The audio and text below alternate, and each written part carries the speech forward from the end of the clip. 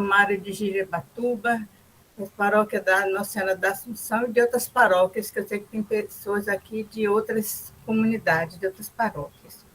Muito bom estarmos todos aqui juntos para dar continuidade ao estudo do livro de Ezequiel.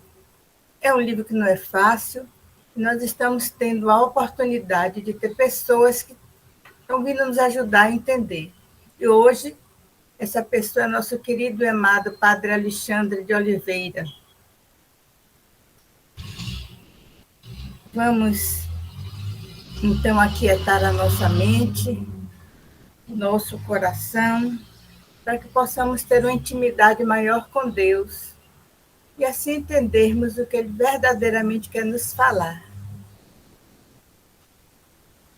E façamos isso em nome do Pai, do Filho e do Espírito Santo.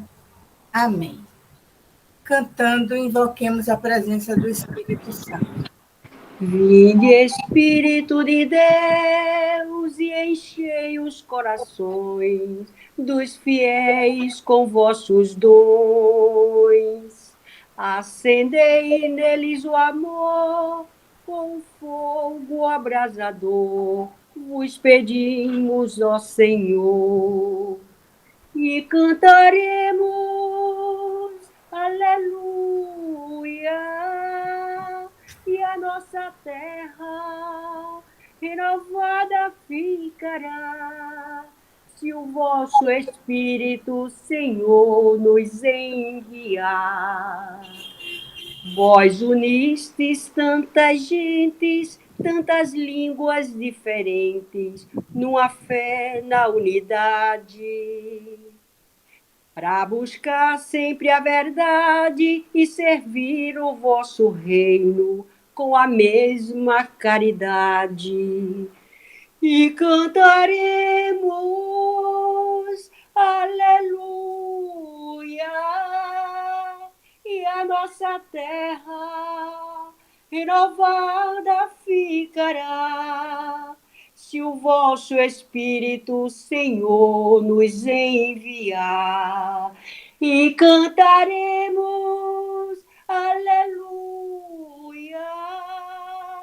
e a nossa terra renovada ficará, se o vosso Espírito, Senhor, nos enviar.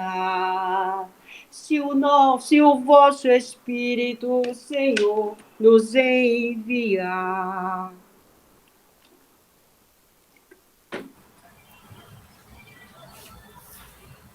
Com muita alegria, vamos receber o Padre Alexandre de Oliveira. Muito bom, Padre, só ter atendido ao nosso convite e estamos ansiosos e sedentos para lhe escutar. A palavra é sua. Regina, meu bem, canta para a gente já entrar no clima enquanto o padre ajeita o computador lá, só para a gente não ficar em silêncio. A Bíblia é a palavra de Deus, semeada no meio do povo, que cresceu, cresceu e nos transformou, ensinando-nos viver um mundo novo. Deus é bom, nos ensina a viver, nos revela o caminho a seguir, só no amor, partilhando seus dons, sua presença iremos seguir. A Bíblia é a palavra de Deus, semeada no meio do povo, que cresceu, cresceu e nos transformou, ensinando-nos viver um mundo novo. Somos povo, o povo de Deus, e formamos o reino de irmãos, e a palavra que é viva nos guia e alimenta a nossa união. A Bíblia é a palavra de Deus, semeada no meio do povo, que cresceu, cresceu e nos transformou, ensinando-nos viver um mundo novo, ensinando-nos viver um mundo novo. Muito bem. Obrigado, Regina. Saudade da sua salmodia. Oh, saudade de tu, meu amor. Meu Tô com filho saudade de lindo. tu, meu desejo. Tô com saudade do beijo, né? Com certeza. Muito bem, gente. Então, mais uma vez, boa tarde. Quero dizer da minha alegria de estar aqui com vocês. Com certeza da alegria da paróquia de Jiribatuba, de estar fazendo esse caminho. Hoje nós vamos continuar aquilo que nós iniciamos, né? Há 2 sextas-feiras. E esse livro de Ezequiel é um livro muito especial, embora vocês não sabiam, mas dos profetas do Antigo Testamento, é o livro que eu mais gosto, é um livro que eu tenho alguma proximidade. Ezequiel, ele é muito carinhoso. Eu sei que também é um profeta muito forte, né? Fala com muita força. Deixa eu colocar aqui o celular e não perturbe. Muito bem. Mas, com certeza, ele é um dos profetas que tem uma palavra de maior apelo, de maior carinho do Antigo Testamento para com o povo, né? Todo profeta tem a missão difícil, né, de admoestar o povo, e às vezes a admoestação é algo que não é muito claro, que é duro, né? Mas que com toda certeza ele faz isso para o bem. O profeta é como a mãe de família, como o pai de família, que sempre tem o interesse de apresentar o melhor para os seus filhos, né? De fazer o melhor para os seus filhos. E assim não é diferente com o profeta Ezequiel. Então nós vimos, de modo especial, ali com o Monsenhor Ademar, logo no primeiro dia, que o profeta Ezequiel é alguém que fala em meio a uma situação, um clima social muito duro, muito difícil para o povo de Israel, né? Eles estavam ali vivendo o tempo do exílio e também do pós-exílio, quando eles retomam o direito de voltar à terra deles, né? Já nas proximidades do final da profecia, né, da pregação do profeta Ezequiel. Então é importante levar em conta isso. Ezequiel é alguém que fala para o seu povo de um lugar desconfortável. Então, qualquer que seja a palavra de Ezequiel, é uma palavra quase que recebida com dureza pelos seus, né? Pelo próprio povo de Israel. É uma palavra que é escutada com muita dureza. E Ezequiel, ele é aquele profeta que recorda ao povo o ponto de partida e o ponto de fidelidade. Nós todos, na nossa vida, temos um ponto de partida, sabemos de onde nós viemos, né? No entanto, nós temos um ponto de chegada, mas temos a nossa vida agora. E o que Ezequiel, no profundo, né, do seu texto, cobra do seu povo é a fidelidade.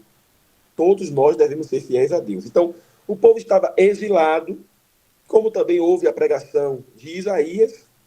Dentro do livro de Isaías, nós sabemos que existem vários autores. Então, um dos autores do livro de Isaías, o terceiro Isaías, o Deutero-Isaías, como nós chamamos, ele também chama a atenção do povo para que o povo retome a fidelidade a Deus. Porque servir a Deus não significa servir a Ele dentro de um condicionamento, de um limite fronteiriço, né? Não é a geografia que nos diz o que nós devemos fazer diante de Deus, mas é o nosso coração. Então, Isaías chama a atenção do povo para que o povo seja fiel, assim também como Ezequiel profetiza pedindo ao povo que retome a fidelidade a Deus. Então, nós vimos a vocação de Ezequiel, uma vocação bonita, um homem chamado de maneira esplêndida por Deus, né? Nós vimos na última sexta-feira que Ezequiel, portanto, por conta da infidelidade do povo, ele chama a atenção do povo de Israel. O que é que Ezequiel é para o povo? É como se fosse a boca da igreja. A igreja, quando emite um decreto, a lei moral da igreja, é claro que é visando o bem da humanidade, não somente dos cristãos católicos. Mas quando a igreja fala, especialmente, ela fala primeiro para os seus filhos, para cada um de nós. Então, nós vimos na semana passada, até o capítulo 24, Ezequiel profetizando contra Israel. Não no sentido contra, de que ele era contra, não é um adversário, né? Então, quando aqui vocês vão ver a palavra contra, eu usei essa palavra, mas esse contra não significa adversário, né? Contra significa o contraditório, o contrário, né? No sentido de que ele se dirige àquele povo, né? Não é que ele era contra, é claro que Deus não é contra. Deus não dirige nada contra o ser humano, né? Mas, na verdade, ele sinaliza para nós aquilo que vai responder à nossa conduta, às nossas escolhas. Então, hoje, nós vamos ver, já que nós vimos, na semana passada, o castigo contra os israelitas, né, por conta da sua fidelidade, hoje nós vamos ver o castigo das nações. Então, Ezequiel vai falar as nações circunvizinhas de Israel. Não somente Israel vai sofrer, mas também aqueles que são circunvizinhos. Nós aprendemos no Catecismo da Igreja Católica que toda a palavra de Deus, do Antigo até o Novo Testamento, ela é uma única palavra. E quem é essa única palavra? Vocês sabem isso de cor. É o próprio Jesus. Jesus é a palavra única. Então, nós temos que ler o texto, mesmo no Antigo Testamento, com o coração fincado em Jesus, né? Então, olhando para Jesus, nós entendemos o texto hoje do Antigo Testamento, porque todo o Antigo Testamento, ele olha para o cumprimento da promessa de Deus. Ele olha para a aliança, e a aliança é Jesus. Então, eu vou iniciar já fazendo essa meditação, né? Dando essa dica espiritual. Então, do mesmo modo que nós, olha aí, semana passada nós falamos do castigo de Jerusalém. Então, do mesmo modo em que a igreja nos orienta e sinaliza aquilo que é o nosso pecado, aquilo que é a nossa falta, não somente os cristãos serão punidos no juízo final. Às vezes a gente pode pensar, meu Deus, eu estou aqui, vivo essa vida, tento, mas eu não consigo sair dessa vida miserável, de pecado, disso, daquilo. Deus vai me condenar. Eu vou merecer o inferno. E quem está fora está bem. Não. A própria palavra de Deus nos sinaliza de que a justiça de Deus alcançará a todos. Quem está na igreja e quem está fora da igreja. Então, nós que estamos aqui, que temos a oportunidade de estar diante de Deus, devemos buscar ter uma vida reta, uma vida santa, uma vida de conversão. E quem está fora, mesmo quem está dentro, não compete a nós, como diz Jesus. Nós não somos juízes, mas compete a Deus. Mas nós sabemos de uma coisa.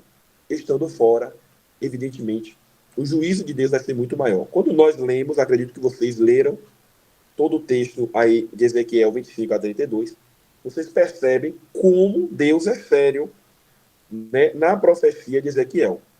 Deus diz assim, levantarei minha mão contra esse povo, destruirei, aniquilarei, esse povo não mais conseguirá frutificar, não vai mais conseguir crescer, porque Deus pesa a mão sobre aqueles que tiveram a chance de se converter, mas não quiseram.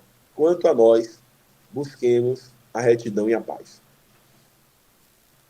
Eu usei para fazer, eu não coloquei a bibliografia lá no final do slide, mas eu usei praticamente as Bíblias apenas, né? Então, a Bíblia da CNBB, a Bíblia de Jerusalém, que vai ser a principal que eu vou usar, e a Bíblia, né, Ave Maria. Então, essas três traduções, tá? Então, a primeira coisa eu acho que é importante a gente saber, porque quando vocês pegam aí no texto da Bíblia, aí sempre tem um título, né? Então, os títulos que aparecem aqui, ó, na Bíblia de Jerusalém aparece Oráculos contra as Nações. Eu acredito que aparece também assim na CNBB, Oráculos contra as Nações. Na Ave Maria... Aparece assim. Oráculo, tá vendo? Eu respeitei o título que Dona Gilson me passou, Castigo das Nações. Mas é oráculo, né? Oráculo é um substantivo e, ao mesmo tempo, ele é um substantivo, assim, digamos que concreto, enquanto texto, enquanto algo dito, está ali escrito, ali é o oráculo, pronto. Mas também ele é abstrato, né? Eu peguei algumas definições aqui, definições informais, né, no dicionário, a maioria aqui, são 5 definições que eu coloquei, a maioria de internet. E uma que é a minha compreensão sobre o que é isso. Então, o que é oráculo? Ele é uma resposta da divindade a quem a consultava. Aqui é o que está dizendo, como eu disse para vocês, uma definição de internet. É a resposta vinda de uma divindade para uma questão pessoal. É a resposta dada por um Deus que foi consultado por uma dúvida pessoal referente geralmente ao futuro. Também refere-se a uma pessoa, entidade ou divindade considerada capaz de prever o futuro ou dar conselhos sábios. Por último, refere-se à própria mensagem ou resposta dada por essa pessoa ou entidade, muitas vezes consideradas enigmáticas ou de difícil compreensão. Então, nós temos aqui, de um lado, 3 ideias de significado que são semelhantes. Então, o que é oráculo? É uma resposta. O oráculo é como uma resposta de Deus. Então, nós podemos considerar assim. Eu considero mais como que uma resposta, não é uma pergunta objetiva que eu fiz com a minha boca, mas uma resposta à minha conduta de vida, tá? O oráculo, a gente pode ter, no sentido espiritual, tido como uma resposta à minha conduta de vida. Eu penso que os oráculos que aparecem no texto de Ezequiel e também dos outros profetas são oráculos que respondem à vida humana, não necessariamente à súplica, não necessariamente à pergunta, não necessariamente aos interesses humanos. Também esse oráculo, eu quis colocar esse significado aqui, né, refere-se a uma pessoa, entidade ou divindade. Né? Eu penso que descarto essa questão no sentido bíblico. Então, no sentido bíblico, o oráculo ele não é uma pessoa, mas, é claro, o 5 aí se aproxima daquilo que refere-se à própria mensagem, ou à resposta, aquilo que eu disse, né? Então, quando a gente olha o texto escrito em si, do início ao fim, ele é um oráculo, é uma coisa, né? É uma oração, né? É um poema, é uma reflexão. Nesse sentido, sim, é um oráculo. Tá? Então, 2 coisas importantes para a gente lembrar. Então, oráculo como resposta à minha conduta de vida, a conduta de vida de um povo, e também a própria mensagem, por assim dizer, concreta. E aqui, mais ou menos, uma síntese que eu fiz. Então, o oráculo do Senhor, não é somente oráculo agora, é oráculo do Senhor, como está nos profetas, ele tem um significado sempre espiritual e sagrado. Tá? Nos textos bíblicos, o oráculo é a revelação da vontade de Deus comunicada aos profetas. Então, o oráculo, primeiro, ele é comunicado a alguém. Importante a gente entender isso, né? Porque a palavra de Deus sempre diz assim, Deus disse a Ezequiel, ouve, nação, não sei o que, oráculo do Senhor. Ou seja, primeiro, alguém escuta e interpreta esse oráculo e depois transmite esse oráculo aos outros. Então, o oráculo não é uma voz de Deus, como lá no batismo de Jesus. Este é meu filho muito amado. Escutai o que ele diz. Não, não. Não é, não. É algo que passa por uma intermediação. Então, no tempo de hoje, nós permanecemos tendo oráculos na nossa vida. Deus continua falando. Deus não para de falar. Porque ele quer a nossa salvação, né? Imagine que no mundo de hoje, muito pior, talvez, que o mundo de Israel, Deus pare de falar. Não, Deus quer a nossa salvação e ele continua falando. Agora, nós, como disse Santo Agostinho, precisamos ficar atento ao oráculo de Deus, a essa mensagem, a essa comunicação. Eles recebiam, os profetas, né, a mensagem diretamente de Deus e as transmitiam ao povo, muitas vezes como instruções, advertências ou promessas. Então, normalmente, o oráculo do Senhor vem em forma de uma instrução, de orientação, de uma advertência para mudar de conduta e de uma promessa. Olha, parece dura a palavra de Deus, viu? Às vezes é dura mesmo, tem que ser dura, não é igual muita brincadeira, não. Mas, não sei se nas experiências de mãe, de pai de vocês, mas na minha experiência de filho eu já ouvi. Minha mãe, certa vez, me parou e disse, olha, não faça isso não, senão você vai apanhar. Não faça não. Minha mãe não queria o meu mal. Ela falou mal, ela prometeu me bater para que eu mudasse a minha conduta. Imagine o coração de Deus. Se ele diz desse modo, não é para escabriar os seus filhos, mas é para que seus filhos mudem de conduta, para que seus filhos percebam a infidelidade, a maldade que eles estão fazendo em sua vida, em sua própria vida, e assim mudem o seu comportamento, né? Então, o oráculo do Senhor é essa transmissão de uma instrução, de uma advertência, de uma promessa, de um desejo de Deus, de uma sinalização. Nós devemos estar atentos a essa sinalização de Deus. Então, capítulo 25 a 32 nos transmite os oráculos contra as nações. Como eu disse para vocês, não somente o povo de Israel terá suas punições, também os vizinhos, ou seja, aqueles que não vivem a fé religiosa, não vivem o caminho de Israel. Então, não somente nós que estamos na igreja sofreremos as consequências das nossas condutas, mas também os nossos vizinhos, ou seja, aqueles que não são cristãos católicos.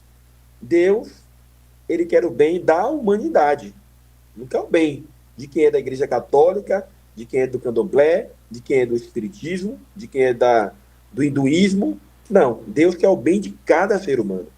Então ele fala para todos, né? E é claro, através da igreja, nós percebemos a ação verdadeira de Deus. Na igreja, Deus transmite para nós o seu oráculo de salvação. A igreja é o oráculo de salvação para cada um de nós.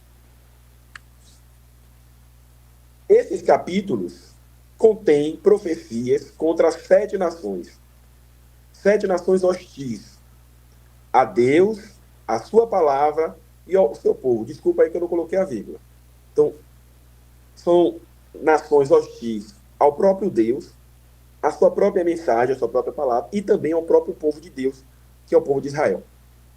Ezequiel revela, nestes 8 capítulos, que todas as nações, um dia, prestarão contas a Deus. Então, não é a nação A ou B, não é o povo da Assunção, o povo de Jiribatuba, não é o povo do Candomblé e o povo da Católica, não é o povo protestante e o povo de todas as nações prestarão contas a Deus. E que os poderes deste mundo nunca destruirão os planos de salvação de Deus. Então, mesmo que o ser humano não se converta, Deus permanece sendo fiel à promessa que ele fez a cada um de nós.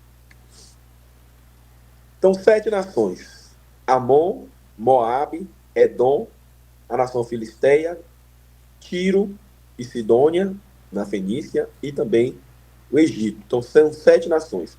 Eu não tive tempo, né? Mas eu queria fazer uma comparação, tinha preparado no meu esboço, mas eu não fiz. Quem sabe alguém pode fazer aí como exercício. Então, eu queria fazer uma analogia dessas 7 nações. Eu não sei se tem a ver. Algumas coisas eu pensei, eu consegui pegar. Mas a analogia dessas 7 nações com as 7 cidades do Apocalipse, né? No Apocalipse, Deus, ele fala, ele denuncia as 7 igrejas. Então, seria interessante conseguir fazer, não sei se tem, exegeticamente falando, já alguma coisa escrita sobre isso. Mas eu queria pegar, mas não deu tempo, infelizmente. Mas, coincidentemente ou não, são também 7 nações, como lá no Apocalipse aparecem 7 igrejas. Então, essas 7 nações, elas são vizinhas a Israel, né? Estão ali fronteiriças. Depois de se ter enfurecido contra Israel, Ezequiel dirige-se agora às nações vizinhas, algumas das quais coincidem com antigos reinos vassalos de Davi, inimigos posteriores de Israel. Por exemplo, quais desses reinos aqui eram inimigos de Davi diretamente? Quem lembra? Só para beber uma aguinha aqui. O Diga, Egito? Aldo. O Não, o Egito? Egito não. O Egito não. O Egito, ele foi inimigo do povo antes de Moisés, não é? Ali antes de José, com José e tal. Então, Davi, ele luta contra os moabitas, né? O povo de Moabe. Ele derrota os moabitas. E também derrota quem? Os filisteus. Então, Moabe e a Filisteia eram povos que estavam em grande combate com Davi, mas Davi venceu os dois. Davi é forte igual a eu e você. Davi bota para quebrar. Muito bem. Então, esses se tornaram, né, velhos inimigos de Jerusalém, de Israel. Eu achei aqui, entendo assim, qual é a ideia principal? Porque, assim, se eu não conseguir concluir, você não pode me cobrar nada. Eu acho que a ideia principal é essa. A ideia geral desses oráculos é que Judá não estará sozinha em sua desventura. Judá não estará sozinha na sua destruição, no seu castigo, né? Por quê? Porque para o castigo de Judá houve contribuições das outras nações. Os vizinhos de Judá também receberão seu pagamento. Porque praticamente todas essas nações, as 7 nações, pecaram contra Judá. Vocês viram o Monsenhor falar, eu estava quando ele falou, a gente lembra, né? Era para ter botado o mapa aqui. Então, existiam, acabou que se tornou, né? Aconteceu uma grande divisão no Israel. Israel era uma só, depois começou a grandes revoluções e dividiu o reino, né? Então, ficou o reino de Israel e o reino de Judá. Então, se dividiram. Então, as duas viviam a mesma religião, mas no sentido de reinado, de poder político, elas, né, se dividiram. Então, muitas vezes a gente vai ouvir falar aqui de Judá, mas a mesma ferida de Judá é a ferida de Israel, tá? A ferida de... A gente pode chamar também Jerusalém, porque é onde estava ali a capital do Reino do Norte. Muito bem. Então, primeiro, no capítulo 25, nós vemos aí que que Ezequiel se dirige contra 3 nações. Contra Amon, contra Moabe, contra Edom e Filisteia. Em 4 nações, desculpa. Em termos gerais, as censuras dirigidas contra esses povos são quase as mesmas. Quais são as censuras contra esses povos?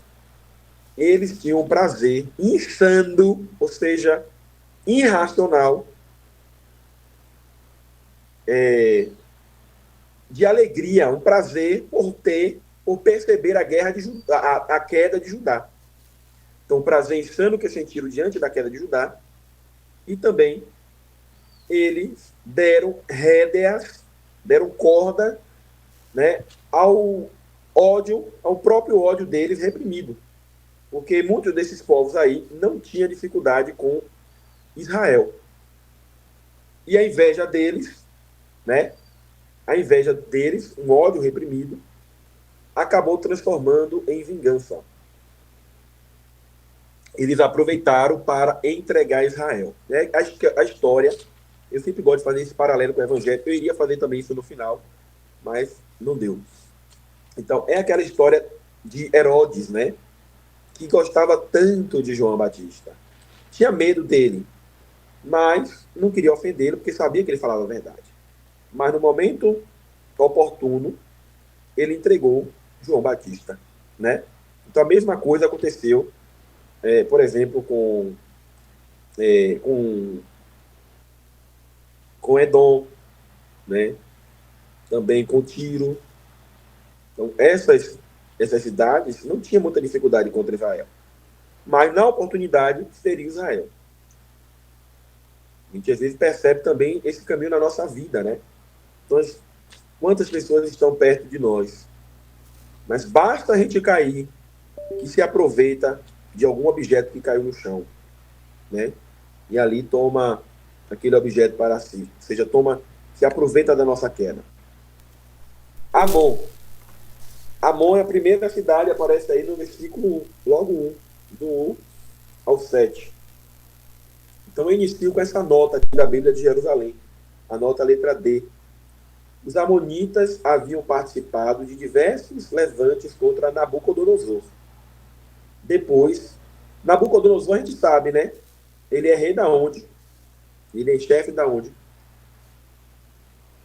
Da Babilônia, exatamente. Ninguém falou, mas eu falei. Então, da Babilônia, né?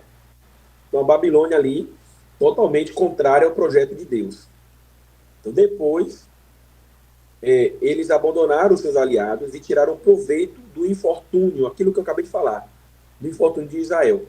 Israel caiu, foi assaltada, e em vez de ajudar, Amon foi lá e disse, opa, lelei. Aí pegou uma coisa, pegou outra. Então se aproveitou da queda de Jerusalém. Né? Então, ora estava de mãos dadas até chegar ao ponto máximo da sua conveniência e depois abandonou Jerusalém.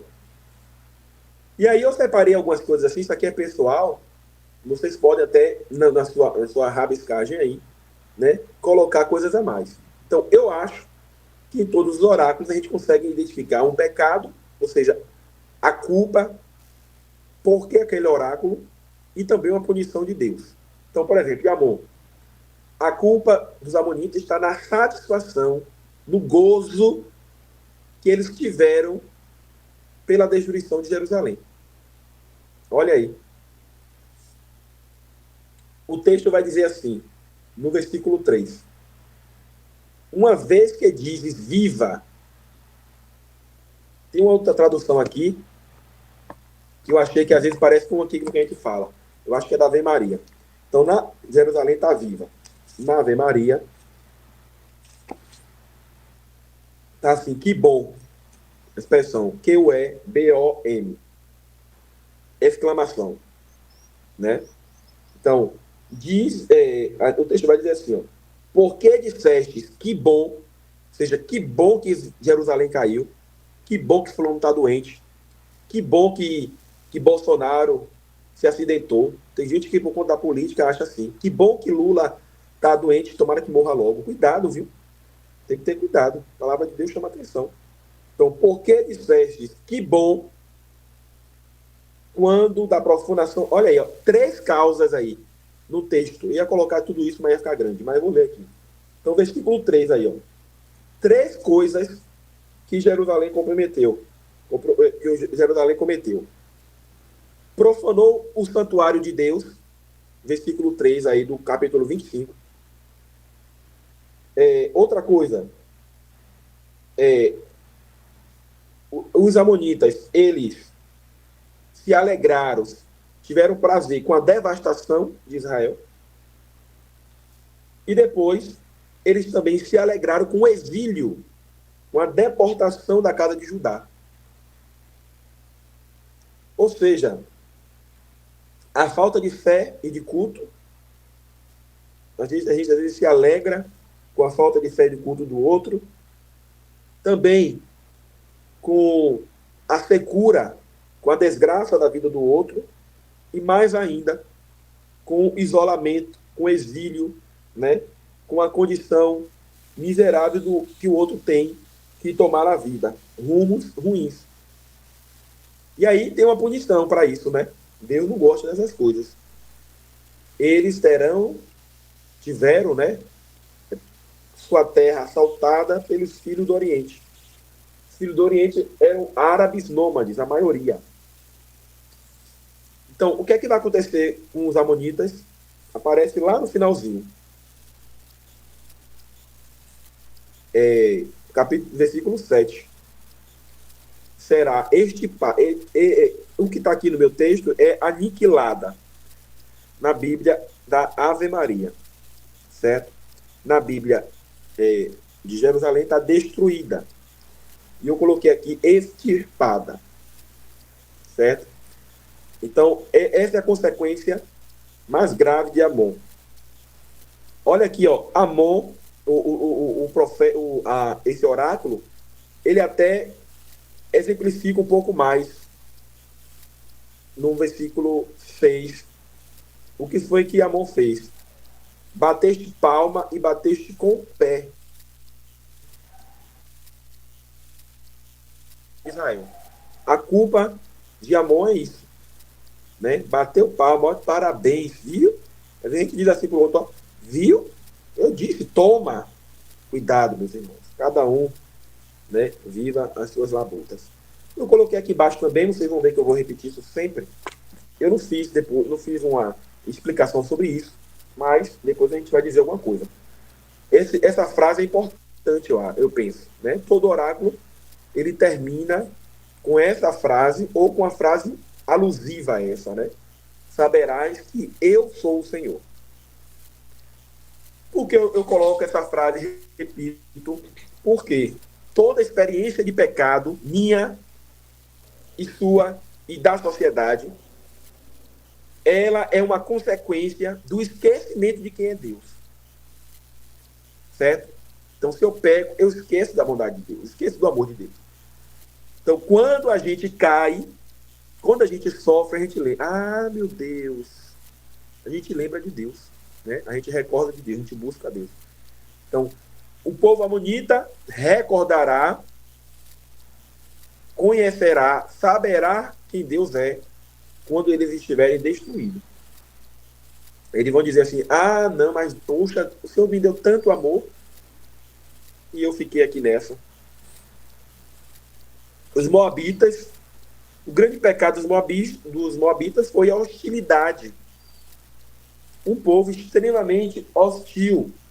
Eu coloquei algumas citações aí, né? Mas tem muitas outras citações que eu poderia colocar.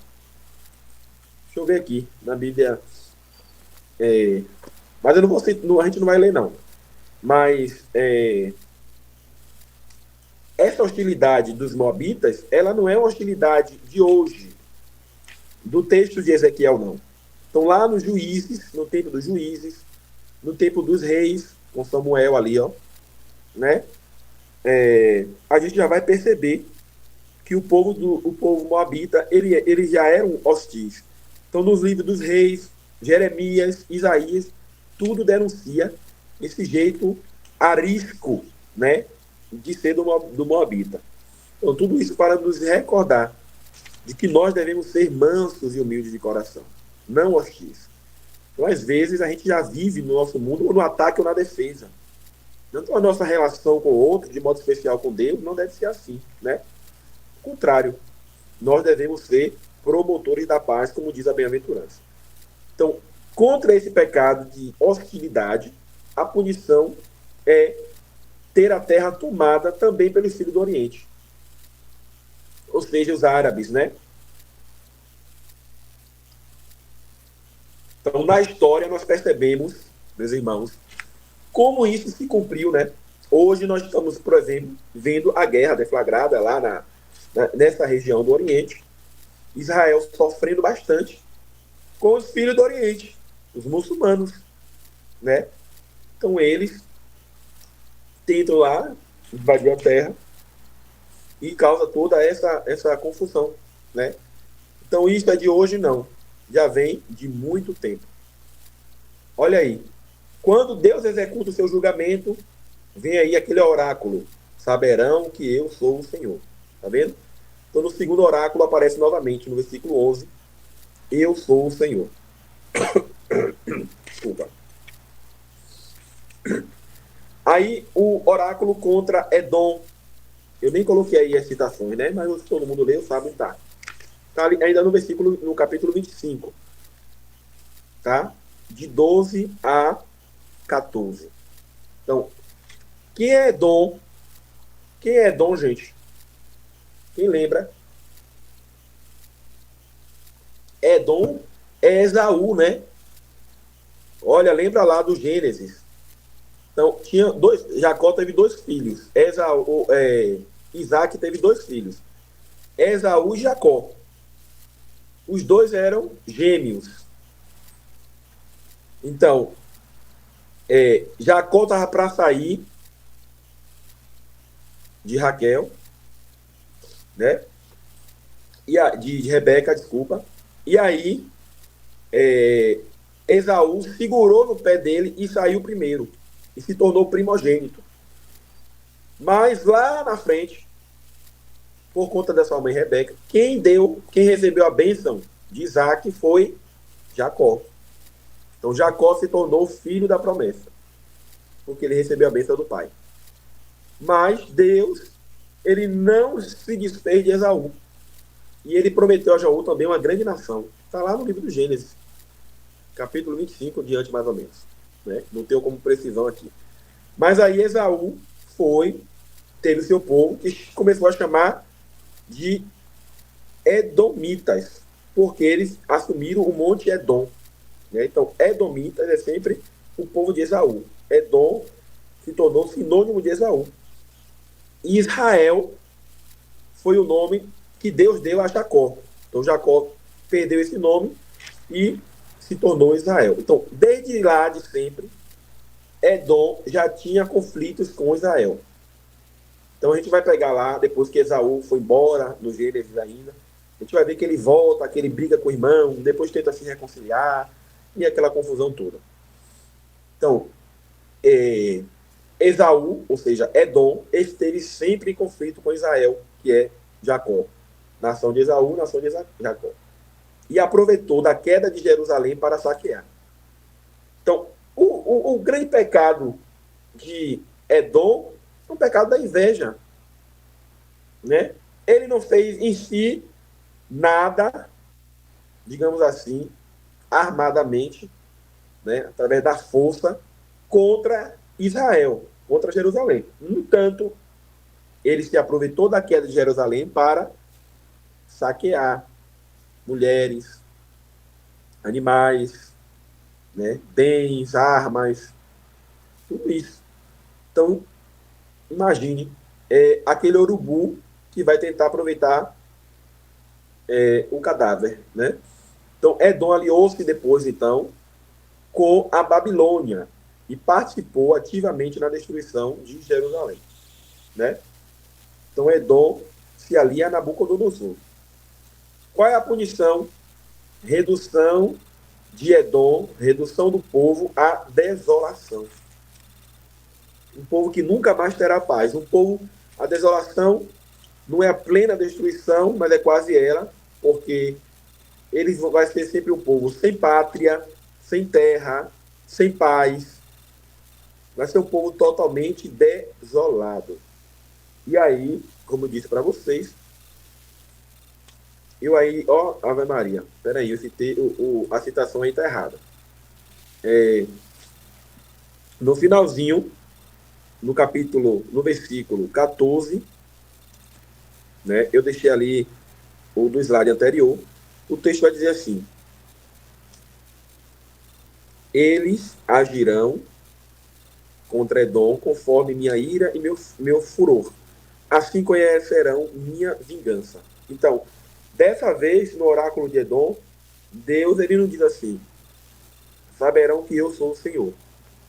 Mas conhecerão. Por que ele diz isso? Porque Edom conhece Deus. Enquanto Moabe, enquanto os amonitas, os filisteus, são nações pagãs. Mas Edom conhece Deus, sabe quem é Deus. Então, eles saberão que eu sou, como que seria incoerente, seria redundante falar isso. Mas eles sabem que eu sou, no entanto, não conhecem a minha vingança. Por quê? Lá no livro do Gênesis, Esaú não conheceu a vingança de Deus.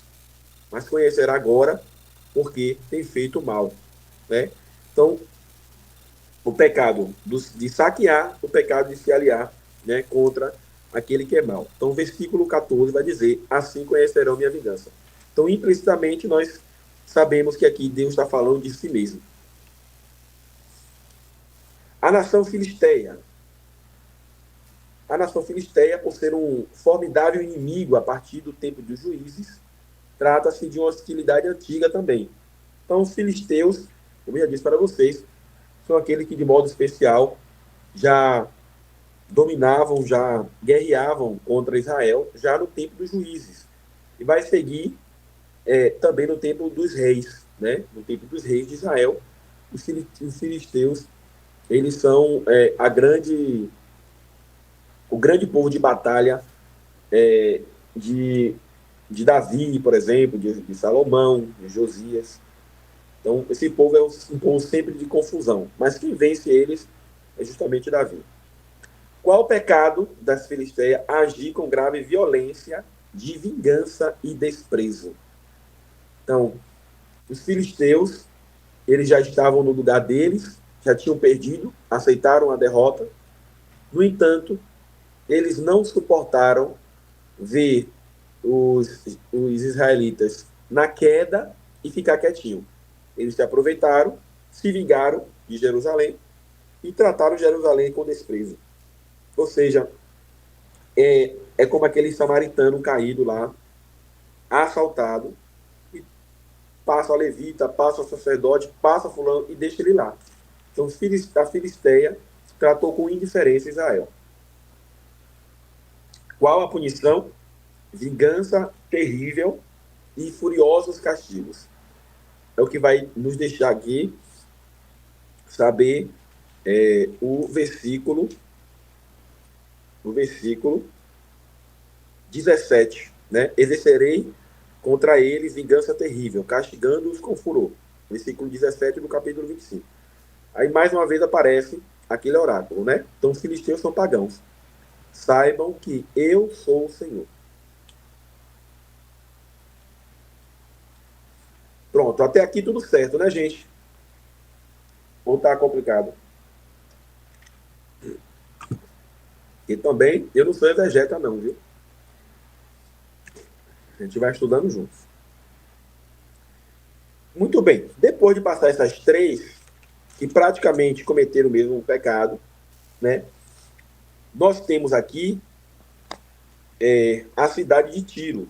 A cidade de Tiro é muito interessante. Não dá para falar tudo aqui, também não conheço tudo, né? Claro.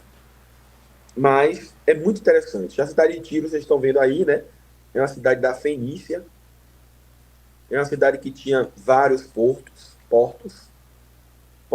para Edom, ou portos para Sidônia, lá em cima, no norte, o porto aqui para os egípcios, certo? Então, Tiro, é claro, dada a sua proporcionalidade, era como a cidade de Creta. Estamos aí a mais ou menos, esse mapa aí é de século IV a.C., mas nesse tempo aqui dos oráculos de Ezequiel, estamos ali no ano 585, 580, né? Século VI.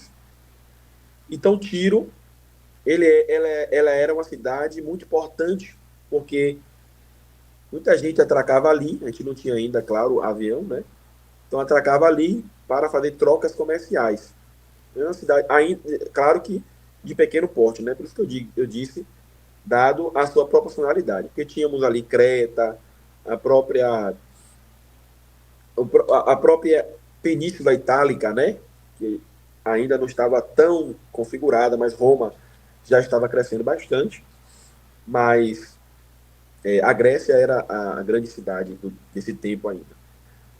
Então, Tiro estava ali. Tiro é uma cidade muito bonita. É tão interessante ler esses capítulos 26 e 27, que a gente percebe a beleza de Tiro. Ela era poderosa, comercialmente falando, teve participação em todas as tentativas antibabilônicas que precederam os eventos de 587, ou seja, em todas as tentativas dos babilônicos entrar contra as suas cidades aliadas. Tiro foi um grande, podemos dizer assim, um grande forte, né? Ela estava no meio do mar, então ela era a linha de frente contra os babilônicos e, no fim das contas, abandonou Jerusalém. Sua aliada, que era a Jerusalém, era aliada de Tiro, e regozijou-se de sua queda. Certo? Aí eu coloquei aqui, ó, letra C. Letra C de Jerusalém. Do capítulo 26. Não sei se alguém tem livro de Jerusalém aí. Eu estou acompanhando pelos três aqui. Toda hora eu pego um. Mais página 15 e 16. Deixa eu olhar aqui, que agora eu nem me lembro mais o que foi que eu marquei. Aqui. Então, no início do século VI, Tiro era poderosa cidade comercial. Isso aí foi o que eu coloquei. É a citação mesmo, tá? Então, justamente isso. Então, Tiro era essa cidade. Na verdade, já pelo texto, nós percebemos, o texto, no capítulo 26 e 27, nós percebemos que Tiro era essa cidade importante. Então, Ezequiel apresenta Tiro como uma cidade bem estruturada, cercada de beleza e de movimentação. Por sua excelente localização geográfica e a facilidade de navegação, ela se tornou uma cidade central, rota para navegantes e ponto de trocas comerciais e culturais. As cidades circunvizinhas, portanto, dependiam de Tiro, comercialmente e no sentido de guerra também. Certo? Dona Gilce e Andréa, eu tenho quanto tempo ainda? Como é isso? Só para eu saber o que é que eu tenho que falar ou não aqui. Porque o senhor começou já um pouco mais tarde, não é? Então, o senhor está com até 4h30, tá bom? Tá bom, certo. Eu, infelizmente, comecei a trabalhar, mas vamos lá. Então, quem quiser ir, eu sei que vocês estão com a Bíblia aberta, pode ler 26:16, Ezequiel. Então, a cidade tão célebre, que foi tão poderosa no mar, será destruída, desaparecida do mar. Então, quem é que lê aí 26:16? Descerão do seu trono, é isso? Isso. Descerão do seu trono os príncipes do mar, deporão seus mantos, deixarão suas vestimentas bordadas, para demonstrar o seu espanto, para se assentarem no chão, e consternados com o que virem, tremerão sem parar. Perfeito. Então, Tiro era esta cidade, né, que se colocava, que estava no centro do mar, né, do grande mar. Então, para eles, esse era um motivo de orgulho. O mar aqui significa os povos, ou seja, o centro, Tiro era o centro das nações, e os príncipes que estavam ali próximo de Tiro, eles também eles iriam começar a se desnudar, ou seja, se rebaixar sair dos seus próprios tronos devido à devastação daquela cidade. Então, logo no início, nós vamos ver o que o Senhor vai dizer. Então, os povos, a porta dos povos está quebrada. A gente viu no mapa ali as tantas portas de navios. O navio era a grande marca de beleza do povo de Tiro. A riqueza de Tiro será destruída. Levantarei contra ti muitas nações, como o mar se levanta suas ondas. Então essas nações destruirão os muros, arrastarão as torres, varrerá a própria poeira, ela ficará descalvada. Então por quê? Porque Tiro era construída, né, em cima de uma grande rocha, digamos assim, um rochedo no meio do mar. Já vai aparecer também aquela frase no versículo 6, saberão que eu sou o Senhor. Mas ainda tem outras coisas sobre Tiro, interessantes, né? No capítulo 27, há uma longa descrição da beleza de Tiro, mas também a denúncia da sua própria vanglória. Então, é bonito a gente ler, né, a beleza de Tiro. Por exemplo, no início vai dizer assim, ó, o versículo 3. Tiro dizia de si mesmo, né? Eu sou o navio, o navio de beleza perfeita. As tuas fronteiras estão postas em pleno mar. De Zimbo do Sani fabricaram as tábuas. Aí, o versículo 27, o capítulo 27, do 3 ao 9, vai começar a elencar valores materiais que exaltam a beleza de Tiro. Mas o que tudo isso quer dizer? Que Tiro estava totalmente enfeitada. O navio, naquele tempo, é claro, né, até na modernidade das grandes navegações, era a grande beleza de uma nação. Então, por isso que Tiro dizia assim, logo no início lá, eu sou o navio de beleza perfeita. O navio aqui, para o povo de Tiro, era como se fosse os grandes adornos femininos. O brinco de ouro, a gargantilha de diamantes, de pérolas, as grandes roupas. Então, toda essa exuberância de Tiro chamava a atenção da sua vizinhança. Tiro se encheu de vaidade. O que justifica, por exemplo, né, essa atração, o próprio texto vai nos dizer que a atração de Tiro levavam para a sua cidade grandes mercadores. Isso aí no versículo 9. E aí, no versículo 9, vai dizer também, do versículo 9 até o versículo 24, vai falar, né, da grande, eu chamo de popularidade de Tiro. Mas não uma popularidade vazia, uma popularidade de dependência. Porque cada povo levava a Tiro aquilo que tinha de material para vender. Ali, em Tiro, era a grande feira, né? O lugar das grandes e importantes trocas daquele lugar.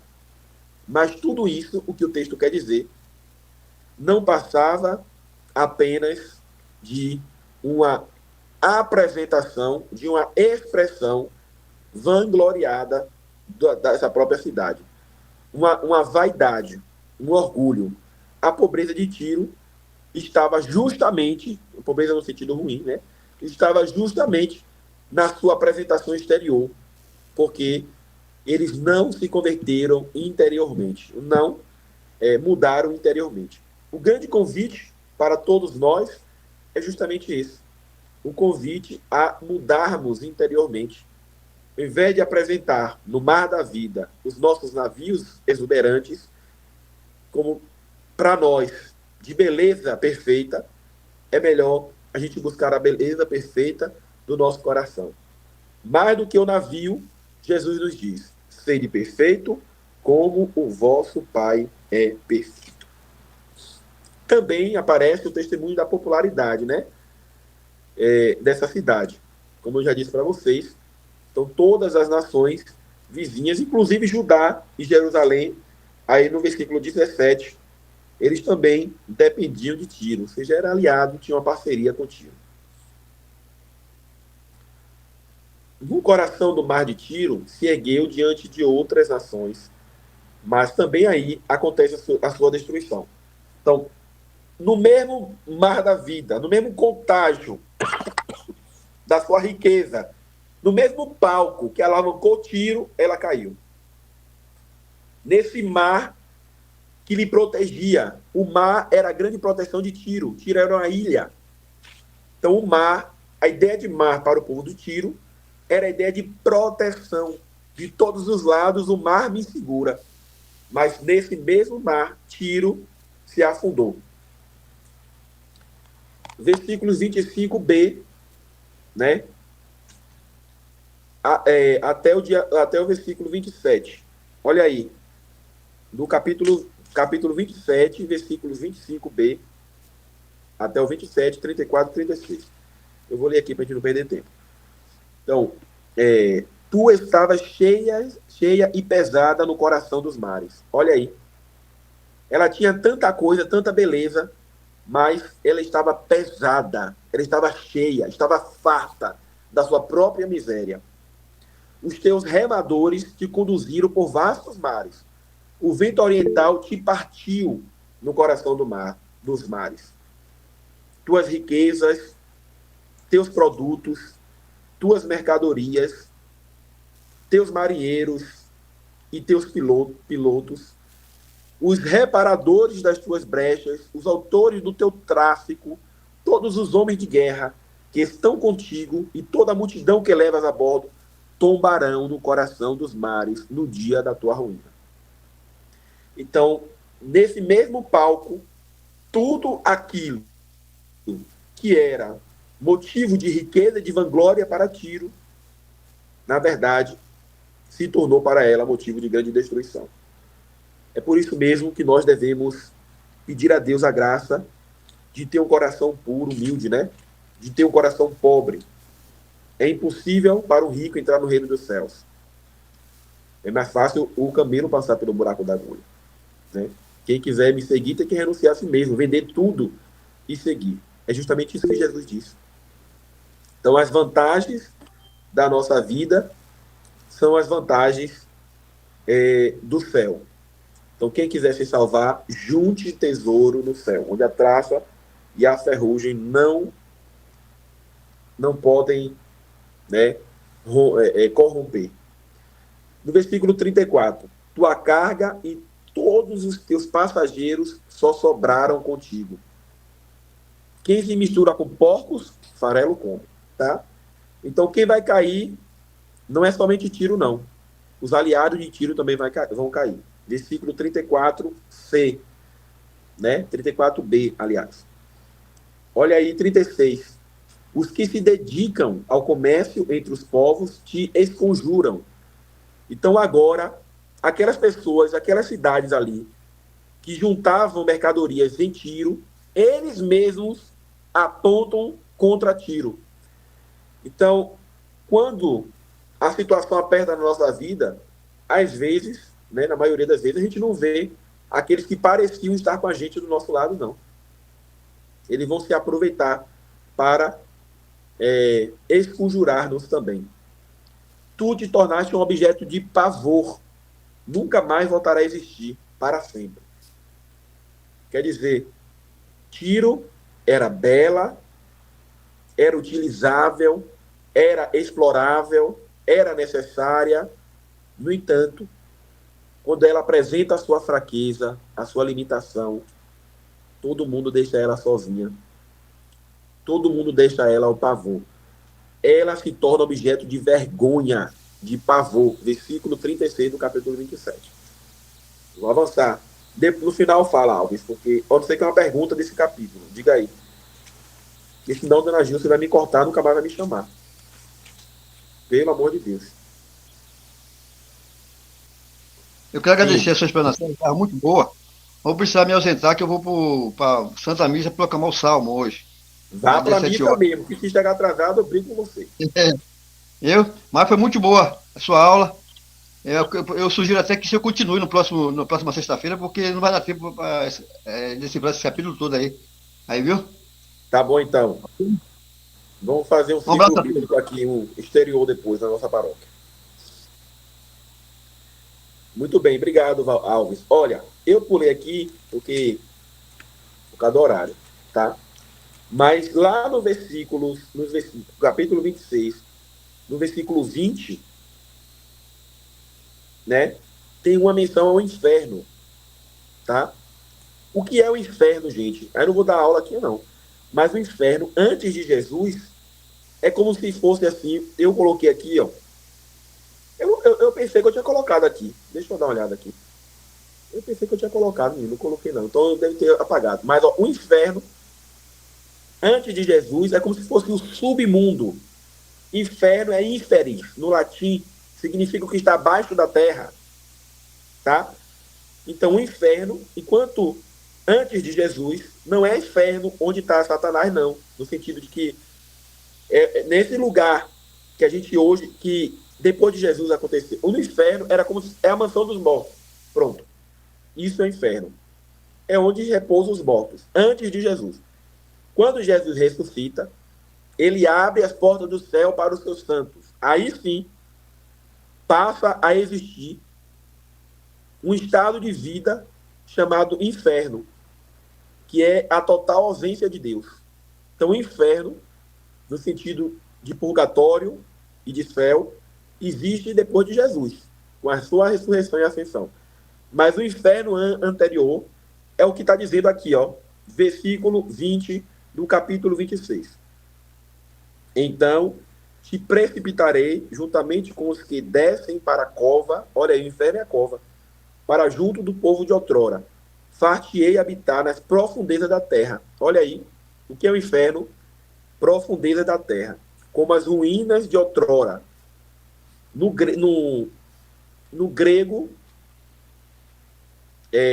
essa palavra aí, far-te-ei habitar no Sheol, X-E-O-L, né? No Sheol, que significa inferno, com os que descem para a cova, de modo que não voltes a ser restabelecida na terra dos viventes.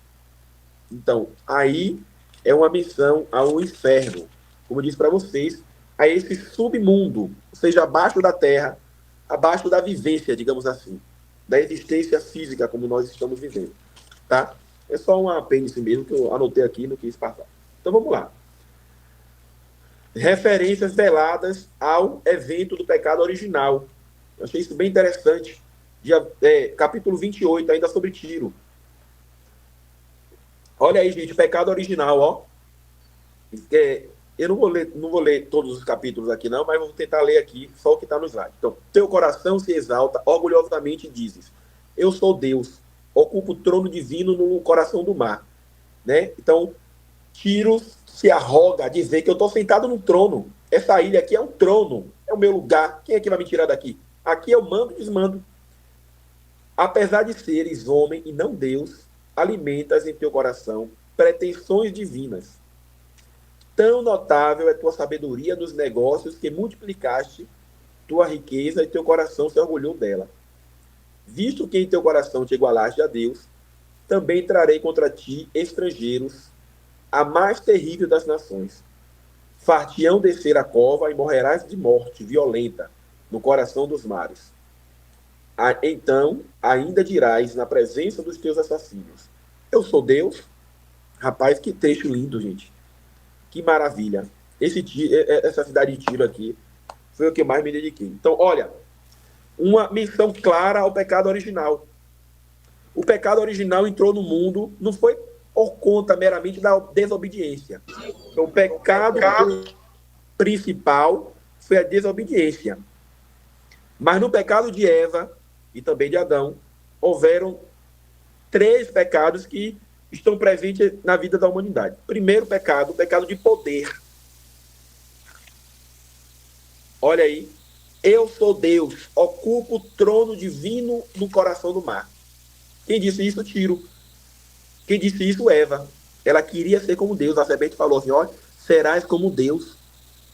Então, querer ser como Deus. Segundo pecado original, a fruta que foi oferecida a Eva era atraente aos olhos. Ou seja, gula, né? Luxúria. Olha o que acontece aí mais adiante, ó.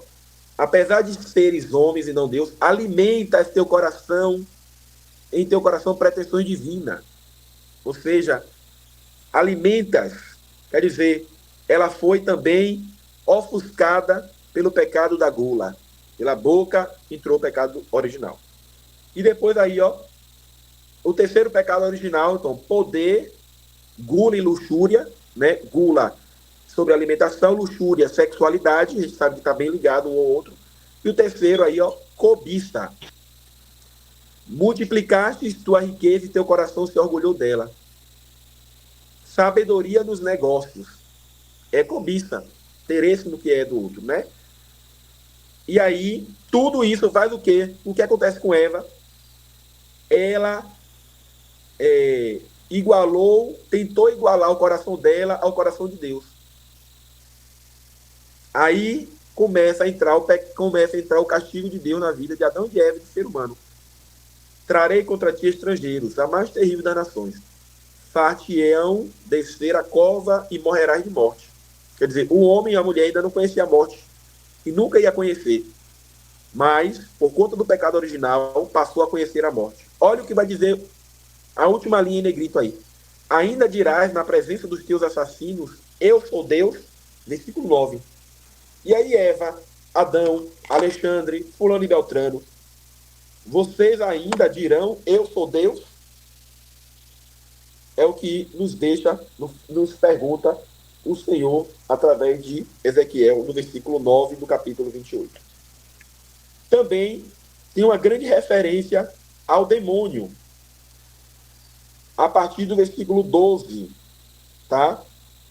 qualquer coisa, gente, se eu passar do horário, a gente não faz do Egito, tá? A gente vai até 16h30. Então, olha lá. Versículo 12. Filho do homem, pronuncia um lamento contra o rei de Tiro e diz.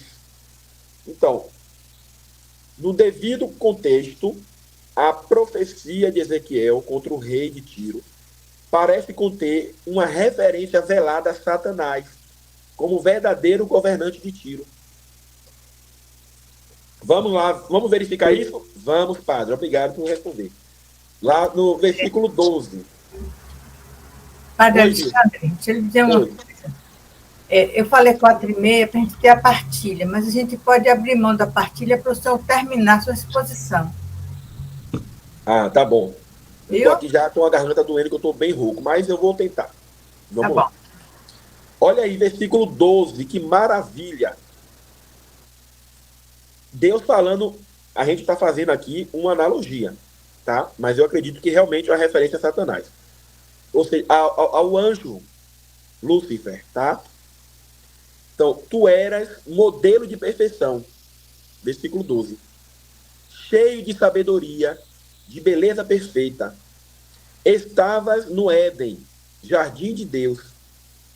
Engalanavas-te. Eita, que palavra difícil aqui na Bíblia de Jerusalém. Engalanavas-te. Não sei se Lícia está aí para dizer o que significa isso. Deixa eu olhar aqui na Bíblia da CNBB. Por isso que é bom ter um bocado de Bíblia, né?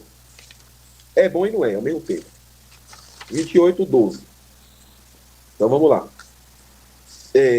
Tu eras o modelo perfeito, cheio de sabedoria, a perfeita beleza. No Éden, no jardim de Deus, estavas de todo tipo de pedras preciosas, assim. Então ainda significa cheio, né? Com toda a sorte de pedras preciosas. Rubi, topázio, diamante, crisólito, cornalina, jaspe. Olha que coisa bonita. Aí, versículo 14. Fiz de ti o querubim. Olha aí que Deus está falando, porque Satanás era um anjo.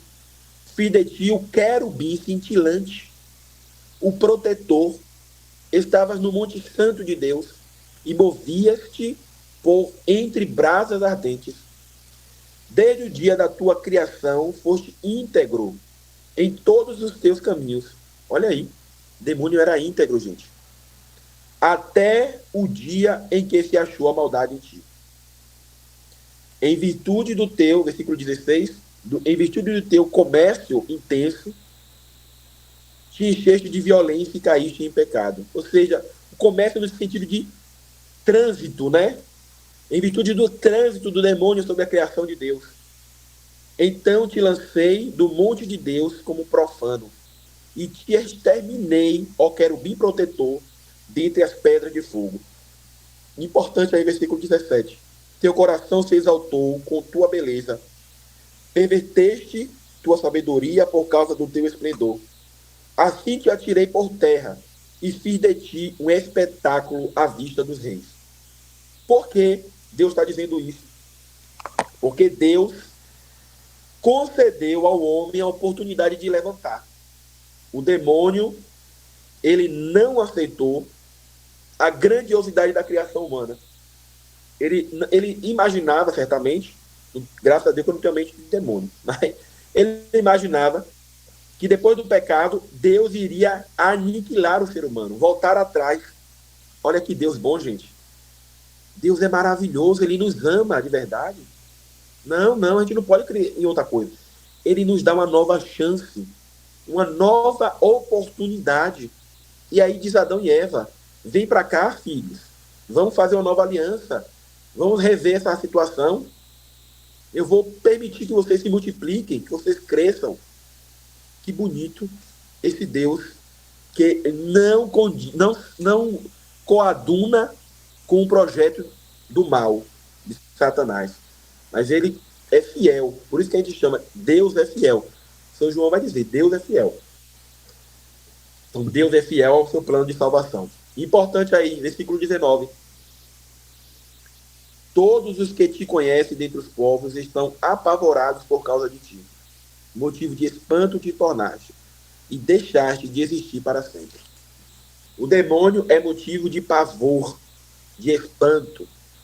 Ninguém quer conta com o demônio. Infelizmente, né, tem surgido no nosso tempo aí tantas seitas que louvam, né, que adoram o demônio. Está reprimido em nome de Jesus. Graças a Deus nós somos cristãos católicos e unicamente católicos. Muito bem. O Egito, eu vou tentar passar um pouquinho mais rápido, que realmente já estou sentindo uma dor na garganta aqui. Então, Ezequiel também se dirige contra Tiro. É verdade. Aí é o comentário que eu faço ainda sobre Tiro. A cidade de Tiro nunca foi inimiga de Israel. Se o profeta se levanta contra ela, é por ter sido capaz de resistir durante 13 anos ao assédio de Nabucodonosor, coisa que Judá não pôde fazer. Olha, então por que Ezequiel se levanta contra Tiro? Porque Tiro, ela luta contra o assédio de Nabucodonosor. E ela é resistente 13 anos. É verdade que no final, a gente vai até ver aí, no final, Nabucodonosor não conseguiu destruir, né, plenamente Tiro. Não sei se meu slide está aparecendo aí, que aqui mudou. Certo? Mas aí o profeta, ele se chateia. Meu slide está aparecendo aí, gente, ou não? Tá pequenininho. Não está aparecendo para mim, não. Para mim também agora não apareceu. Eu paro de apresentar e apresenta novamente. A apresentação. Agora vou. Pronto. Tá bom, então. Então, Ezequiel ficou muito chateado porque Tiro, eles não ajudou ao povo de Jerusalém, né?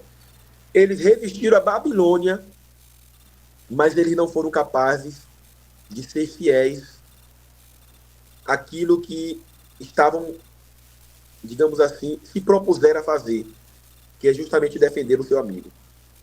Jerusalém, Judá estava morrendo e eles deixaram lá. Por quê? Para se arrogar a grande nação.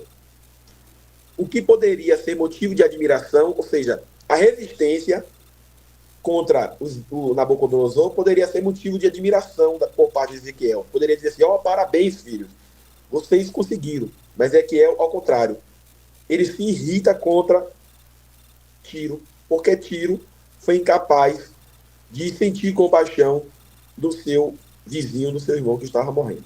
Então o rei de Tiro será visto como um orgulhoso competidor do Senhor, o que é intolerável para o profeta.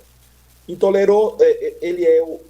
orgulhoso competidor do Senhor é sinônimo de quê? De Satanás, aquele que nós acabamos de ver no capítulo 28, certo? Para o profeta é inconcebível que todas as nações se tornem submissas à Babilônia, menos Tiro e seu rei. O Tiro não se submete à fraqueza dos outros. A realidade histórica é que Tiro nunca pôde ser destruída pela Babilônia. Então, na realidade histórica mesmo, embora nós vimos que o oráculo diz que os inimigos irão destruir Tiro, os babilônicos não foram esses inimigos, não. Tá? Então, eles entraram e Tiro entrou depois de 13 anos. Invadiram lá, saquearam, fizeram um bocado de coisa, mas não conseguiram matar Tiro, ou destruir Tiro, né? Que acaba que na palavra de Deus, a cidade se toma uma personificação, né? Por isso que às vezes a gente fala como se fosse uma pessoa. Mas quem destruiu Tiro foi Alexandre o Grande, mais adiante. Então, o pecado de Tiro, no diálogo atribuído à cidade fenícia de Tiro, a própria cidade imagina-se saquear as riquezas de Jerusalém, deixada entre as suas ruínas. Autopromoveu-se a um lugar que não lhe tinha sido concedido por Deus. Então, a autopromoção, às vezes na nossa vida, é um lugar que nos leva para o mal e nos dá um pecado, não nos dá uma punição. E qual foi a punição de Tiro? A perda de toda a sua beleza, de toda a sua perfeição, de toda a sua qualidade e a redução ao nada. No versículo 26, eu já falei para vocês, sei lá, e todos saberão que eu sou o Senhor. Também Ezequiel fala contra Sidônia. Sidônia é uma cidade bem pequena, muito inferior, né, em relação a Tiro, né? Ela não tinha muita importância nesse tempo, já teve outras importâncias em outros lugares na Bíblia, mas também foi vítima das investidas do profeta. O profeta tinha um sentimento amargo contra ela. Qual foi o pecado? A participação da política, né, que levou Judá à ruína. Foi aquela traidora, né, que entregou o colega. E a punição, o envio de uma peste e morte pelas ruas, morte sangrenta. Nós podemos ver isso lá no capítulo 28, versículos 20 a 23. No versículo 23, inclusive, mais uma vez, saberão que eu sou o Senhor. Existe aí, nos versículos 24 e 26 do capítulo 28, uma palavra de esperança, né? Então, no meio das censuras e condenações, surge uma promessa de retorno, de salvação e de prosperidade futura para o povo de Israel. Como eu disse para vocês, o oráculo de Deus não é um oráculo para acabar, para destruir, mas ao contrário, para chamar a atenção. E se o povo se converte, grande exemplo nós temos lá em Nínive, né? Então, os ninivitas seriam exterminados. Jonas foi lá, pregou, o rei e todo o povo vestiram o saco, fizeram penitência e Deus, né, se arrependeu, voltou atrás naquilo que ia fazer. Por último, o profeta se dirige ao Egito. 4 capítulos para falar do Egito, 29, 30, 31 e 32. Esse capítulo contém 7 profecias de juízo contra o Egito. O Egito foi julgado por ser uma potência mundial que adorava muitos deuses do paganismo e se vangloriava com arrogância do seu poderio. Desde a época de Isaías, o Egito ocupa um lugar importante na pregação profética contra as nações. Ezequiel continua essa linha de tradição profética e dedica-lhe 4 capítulos que agrupam cerca de 10 oráculos. 29 e 8. Trarei sobre ti a espada. Deus enviaria Nabucodonosor, rei da Babilônia, contra o Egito, para reduzi-lo mais baixo do que os outros reinos. Está lá no versículo 15. A Babilônia atacou o Egito mais ou menos no ano de 72, né? Entre 72 e 86 e 72. O dia do Senhor, capítulo 30, versículo 3.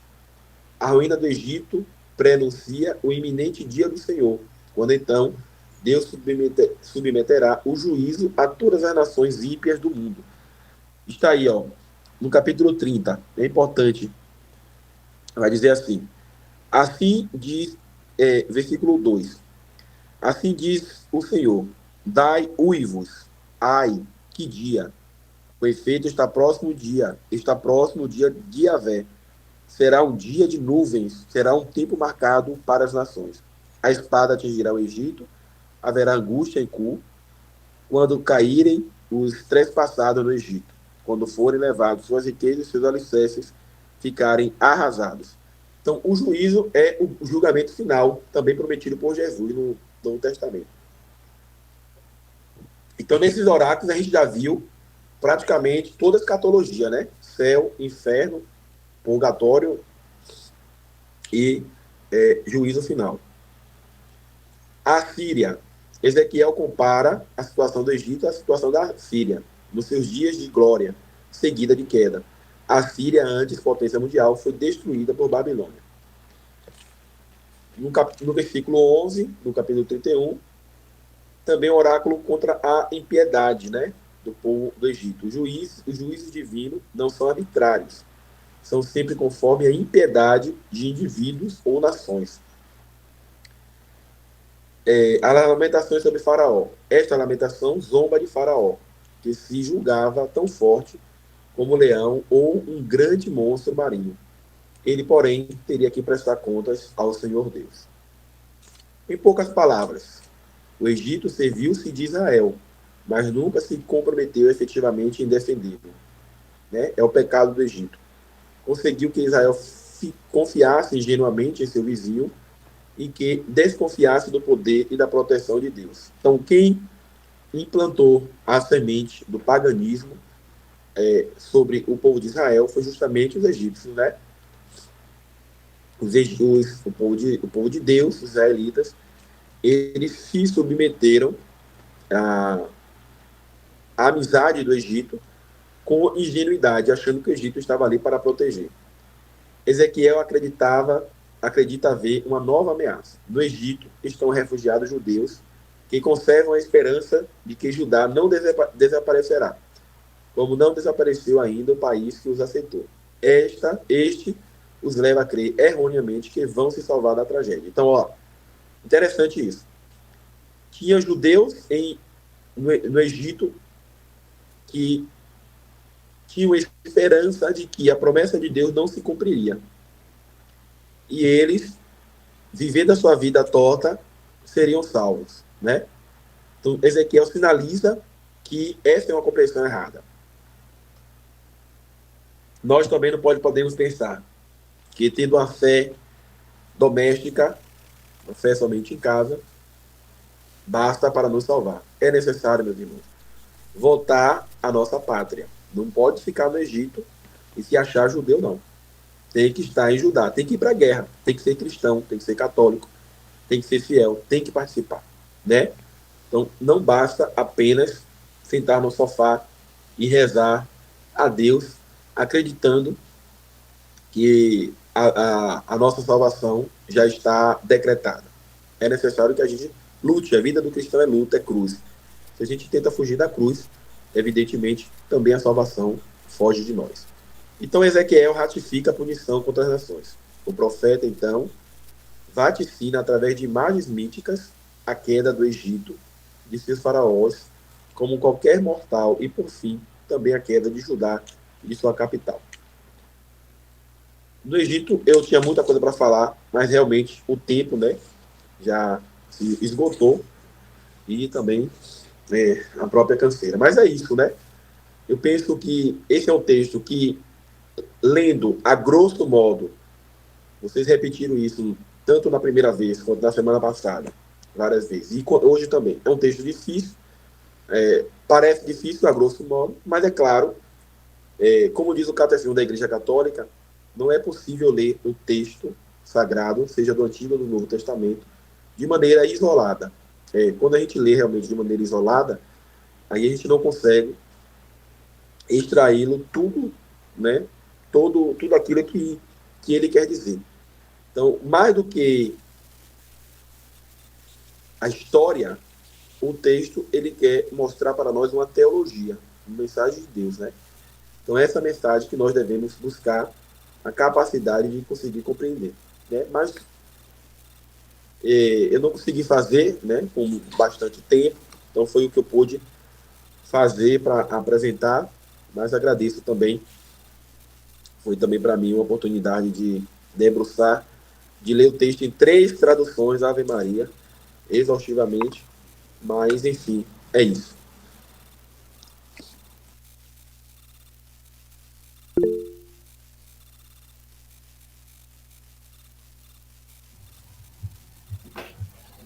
Foi um prazer.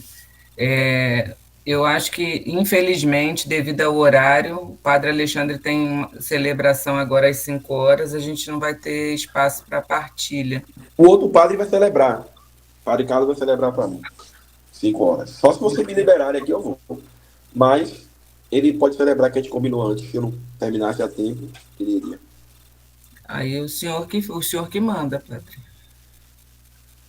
Mas o senhor já está com dor de garganta. Será que... Posso ficar mais um pouquinho. Então vamos. Magna. Eu vou ser super breve. A minha filha, Padre Alexandre, acabou de passar aqui e eu disse essas palavras para ela que eu estou dizendo aqui para todos nós. O senhor hoje foi show de bola. Foi uma coisa maravilhosa. Eu estou feliz com a aula que o senhor deu, viu? E fez isso, ligou a história à parte religiosa, né? Muito bem, meus parabéns, muito obrigada pelos esclarecimentos, foi muito bom. Na sequência, Padre Alexandre, eu quero falar que assim, só um minuto, foi realmente um espetáculo a sua fala. Você tem esse dom maravilhoso de Deus de colocar a palavra e trazer ela para nossos tempos atuais, né? E como um verdadeiro profeta, né? Porque traz a palavra de Deus no contexto do que ela fala, sem se contaminar, né? Sem se pelas suas vontades, mas preservando a vontade de Deus na sua palavra. Para mim é um show. Eu tive o privilégio de um ano ter sua direção espiritual e vejo que o senhor continua do mesmo jeito, graças a Deus, né? Sendo munido por Deus dessa sabedoria. Então, realmente, só pode ter obediência, né, a Deus para estar conseguindo essa maravilha. Obrigada, gratidão, viu? Foi um espetáculo, realmente, essa apresentação sua. Conceição.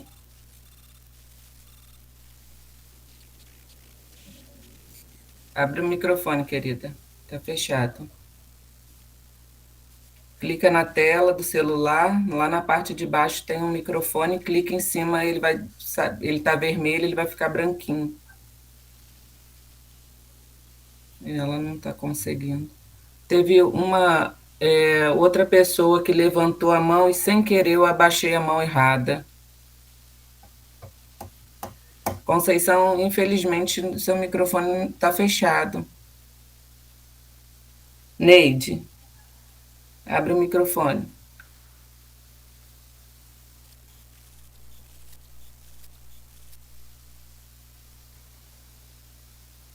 Não estou vendo a Neide, deixa eu achar.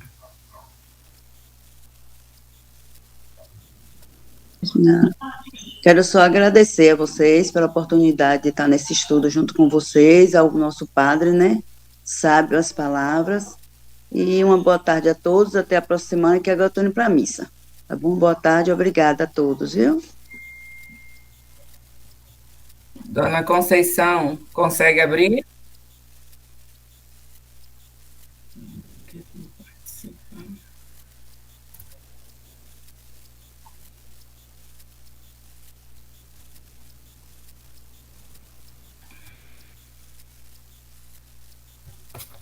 Mais alguém quer partilhar?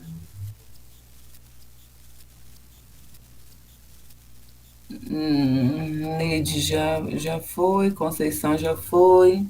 Malu. Abre o microfone, Malu.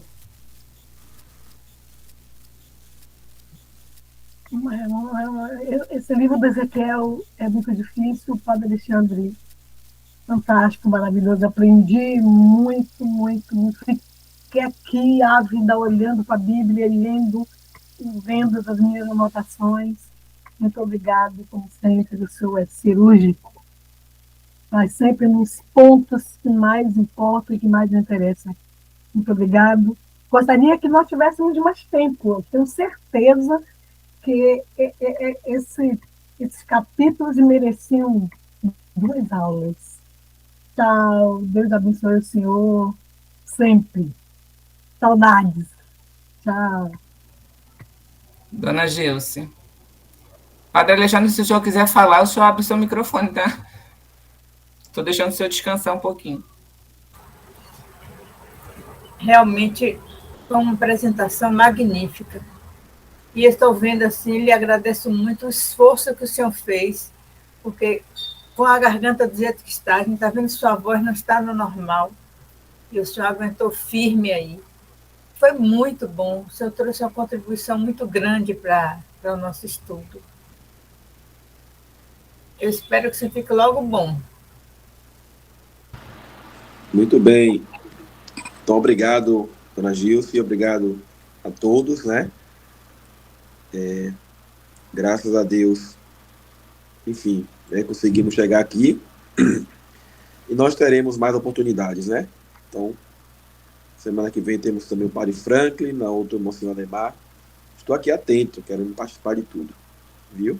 Semana passada entrei muito atrasado porque eu estava viajando de São Félix aqui para a ilha e por isso não consegui entrar a tempo, mas entrei ali no meio para o final. Obrigado, gente. Um abraço. Agora Fica bom, padre, fica bom.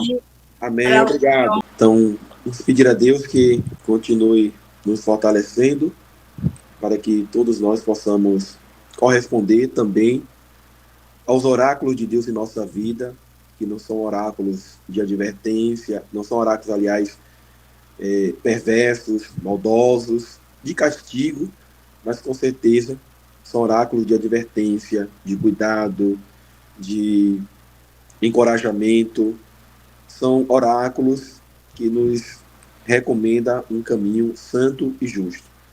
Que o próprio Deus possa fortalecer o nosso coração para que busquemos todos os dias, na nossa vida pessoal, na nossa vida comunitária, a justiça e a santidade. Tudo isso nós colocamos no coração daquela que, nas lutas de sua vida, conseguiu corresponder ao projeto e ao plano de Deus. Que também nós alcancemos esse feitio e sejamos capazes de corresponder plenamente ao projeto do Pai em nossa vida. Ave Maria, cheia de graça, o Senhor é convosco. Bendita sois vós entre as mulheres, bendito é o fruto do vosso ventre, Jesus. Santa Maria, Mãe de Deus, rogai por nós, pecadores, agora e na hora da nossa morte. Amém. O Senhor esteja convosco. Ele está no meio de nós.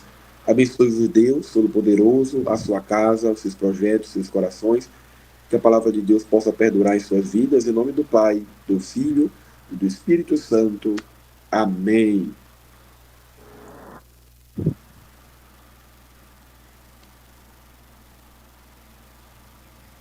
Senhora Gilce, puxa a oração pelo Padre Alexandre para a gente acompanhar, por favor. Está fechado o seu microfone.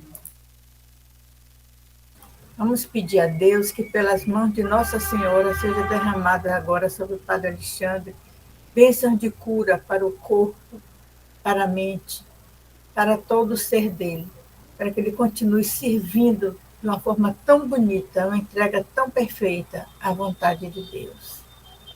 Pai nosso que estais no céu, santificado seja o vosso nome. Venha a nós o vosso reino, seja feita a vossa vontade, assim na terra como no céu. O pão nosso de cada dia nos dai hoje. Perdoai-nos as nossas ofensas, assim como nós perdoamos a quem nos tem ofendido. Não nos deixeis cair em tentação, mas livrai-nos do mal. Amém.